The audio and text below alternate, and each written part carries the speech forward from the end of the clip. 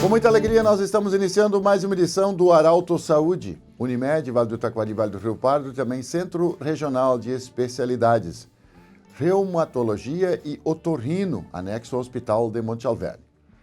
Nós saudamos a Mari Schneider, nossa produtora e também editora dos áudios, e saudamos também a visita do Dr. Eduardo Gross, médico urologista. Doutor, muito obrigado primeiramente por você dedicar alguns minutos da sua agenda para poder falar com as pessoas que nos acompanham no Arauto Saúde, nas rádios do Grupo Arauto, no jornal, enfim, em todas as plataformas. No último programa Arauto Saúde, nós falamos com a doutora Sandra, que é ginecologista e obstetra, falamos sobre a incontinência urinária feminina. Mas se sabe que também tem a masculina. E achamos oportuno complementar o programa que apresentamos com a doutora Sandra para falar também da incontinência masculina. Existe e quais são os sintomas e tratamentos? Enfim, bem-vindo, doutor Eduardo. Obrigado, Pedro, pelo convite. É um assunto bem interessante, né? Claro que é mais comum a incontinência urinária nas mulheres, mas existem casos de incontinência urinária em homens, né? E esses casos têm que ser bem avaliados, porque normalmente tem alguns sintomas que nos fazem suspeitar de alguns casos ou não. Existem aqueles casos de urge-incontinência, que é quando o homem tem urgência de ir no banheiro, senão ele perde urina, né? E isso normalmente está associado a uma bexiga hiperativa, ou um aumento prostático, ou até a ambos, né? E nos pacientes que têm aumento prostático ou hiperplasia prostática benigna, pode ter um tipo de incontinência que nós chamamos de incontinência urinária por transbordamento. Enche tanto que termina escapando urina. Sim. Isso é uma queixa frequente no consultório, mas que normalmente, bem avaliado, muitas vezes com tratamentos clínicos, resolve bem.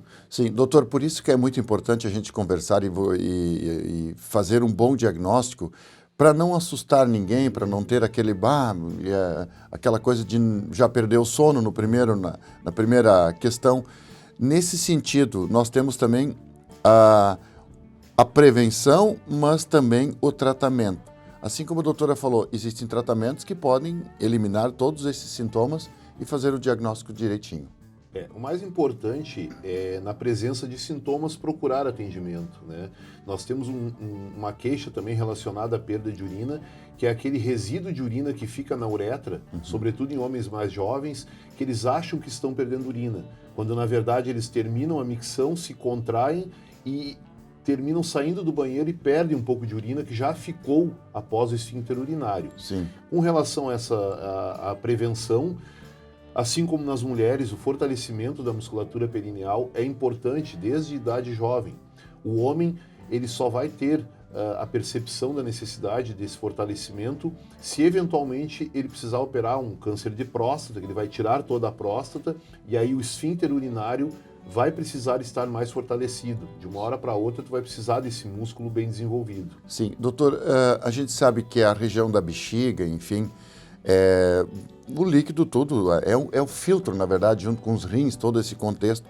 A importância da gente levar uma vida saudável, praticar esporte, não ser obeso, enfim, tudo isso, não usar medicamentos sem controle, tudo isso também ajuda, digamos, a prevenir ou não. Com relação à perda de urina, sintomas urinários, alguns hábitos dietéticos, né, tipo ingesta de refrigerantes, de café, de suco cítrico, de chás, pode levar a um aumento da frequência urinária, inclusive com uma urgência e perda de algumas gotas de urina. Também se sabe que os indivíduos obesos têm aumento da pressão abdominal e fazem uma compressão da bexiga, também favorecendo isso.